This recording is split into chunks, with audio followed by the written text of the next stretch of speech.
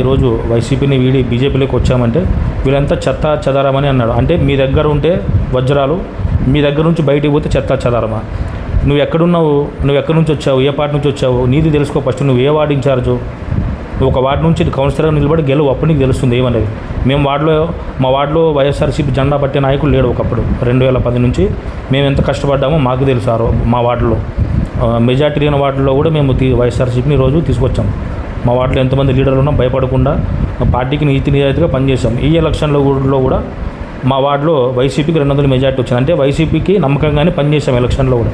Election తర్వాత మాకు జరిగిన అవమానాన్ని చెప్పుకోలేక మేము ఇప్పుడు ప్రజెంట్ ఎమ్మెల్యే పాఠశాల దగ్గరికి వెళ్ళి మా ఆవేదన చెప్పుకుంటే ఆయన సర్లే అని సాధారణంగా ఆహ్వానించారు. మేము సార్ పైన నేను ఎస్సీ కేసు పెట్టినా కూడా అది మన్నించి దాన్ని తీసుకున్నారు. ఆ ఎస్సీ కేసు పెట్టమని చెప్పిండేది కూడా దేవా చెప్పినాడు, నాకు పెట్టి కేసు పెట్టాలని. దేవా నన్ను ఆ రోజు ఎక్కువ ప్రెజర్ చేశారు. నేను వాళ్ళ మాటలు నమ్మి సార్ పైన అనవసరంగా పెట్టాను. సార్ కూడా ఆ విషయంలో సారీ చెప్పాను.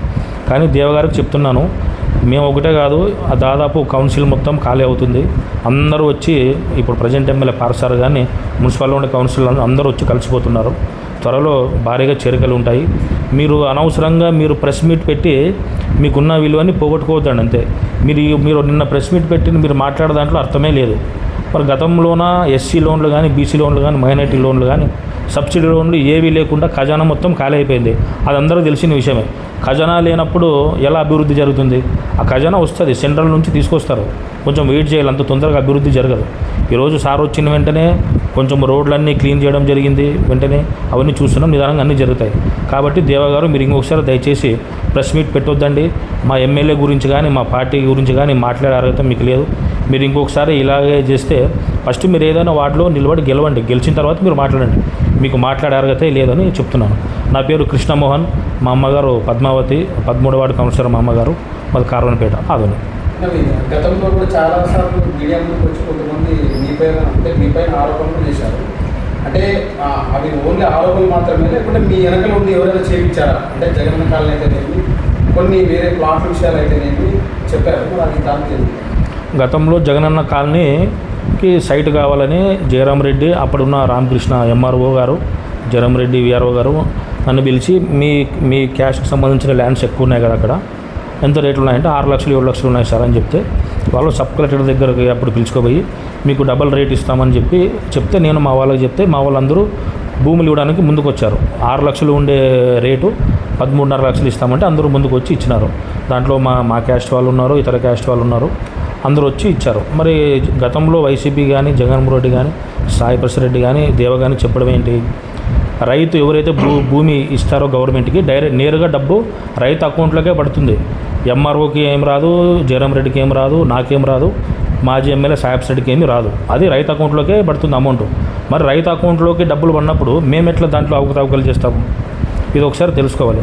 నన్ను బీజేపీలోకి నేను వెళ్తే అక్కడ మళ్ళీ నా రాజకీయ ఎదుగుదల ఉంటుందని నా ఎదుగుదల ఓర్చుకోలేని వాళ్ళు కొంతమంది నాపై కుయుక్తులు పొంది నన్ను రానివ్వకుండా అడ్డుకున్నారు. ఇప్పటికే అలాంటి ఆరోపణలు చేస్తున్నారు. నిజంగా మీతో ఉంటే మీరు కోర్టుకు వేయండి. నేను కూడా ఎటువంటి న్యాయ విచారణకైనా సిద్ధం. నేను ఆ న్యాయ విచారణలో నీట్గా బయటికి రావడానికి నేను సిద్ధంగా ఉన్నాను. నా పేరు కృష్ణమోహన్, కార్వన్పేట. ఈరోజు ఏమనగా నిన్న మొన్న మీడియాలో వచ్చిన దానికి రెస్పాన్స్గా ఈరోజు మేము స్పందిస్తున్నాము. వైఎస్ఆర్సీపీ పట్టణ గౌరవ అధ్యక్షుడు చంద్రకాంత్ రెడ్డి గారు మొన్న మాట్లాడుతూ మాపై ఆరోపణలు చేశారు.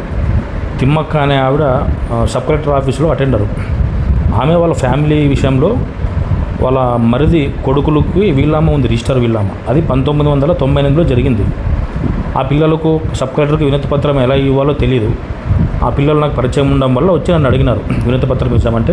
ఒకటి ఎమ్మెల్యేకి ఒక వినతి పత్రం, సబ్ కలెక్టర్కి వినతి పత్రం ఇవ్వడానికి వెళ్ళాము. అక్కడ ఆమె చూసి నువ్వెందుకు వచ్చినావు, మా బంధువుల విషయంలో నువ్వు రావద్దని నన్ను అడిగింది. నేను న్యాయంగా పోవడానికి వచ్చానమ్మా, నీ పైన మీ అవినీతి చేయడానికి రాలేదని చెప్పి అక్కడ సబ్ కలెక్టర్కి ఎమ్మెల్యే గారికి ఇచ్చాము. వాళ్ళు ఇది చూసి విచారిస్తామని చెప్పినారు. ఆమె అది ఇచ్చినందుకు గాను నా పైన మీడియాలో చెప్పింది, కిట్టు ఏం సంబంధం మా దాంట్లో రావడానికి, మా భూమి కాజేయాలని చూస్తున్నాడని చెప్పింది అంతే. కానీ దీనికి చంద్రకాంత్ రెడ్డి గారు అది సరిగ్గా చూసారో లేదో తెలియదు కానీ కిట్టు భూ కబ్జా చేశాడు ఆమెది, మరి దీనికి ఎమ్మెల్యే ఎలా స్పందిస్తారో అని అడిగారు. భూ కబ్జా అంటే నేను వాళ్ళ ఆశ్చర్యం నా పేరు మీద రాయించుకోలే, వాళ్ళ ప్రాపర్టీలో పోయి నేను ఎటువంటి రాళ్ళు కానీ బండలు కానీ లేదా ట్రాక్టర్ కానీ ఏమీ దున్నలేదు, నేను ఏం చేయలేదు.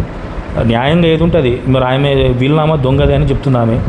మరి ఇదే మీ మీడియా ముఖంగానే చెప్తున్నా, తిమ్మక్కతో ఉండే డాక్యుమెంట్లు తీసుకొని వస్తే నా దగ్గర ఉండే డాక్యుమెంట్లు తీసుకొని సబ్ రిజిస్టర్ ఆఫీస్ దగ్గరికి వెళ్ళి సబ్ రిజిస్టర్ గారి ముందే ఏది నిజమో ఏదో అబద్ధమో తేల్చడానికి ఆమె రెడీగా ఉంటే మేము కూడా ఆ అశోక్ అనే ఎవరైతే ముగ్గురు పిల్లలు ఉన్నారో వాళ్ళ తరపున నేను ఉంటాను.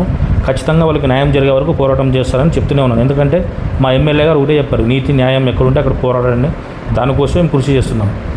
మరి దేవ గారి విషయానికి వస్తే పట్టణాధ్యక్షుడు వైఎస్ఆర్సీపీ దేవ గారు మమ్మల్ని ఏదైతే మేమంతా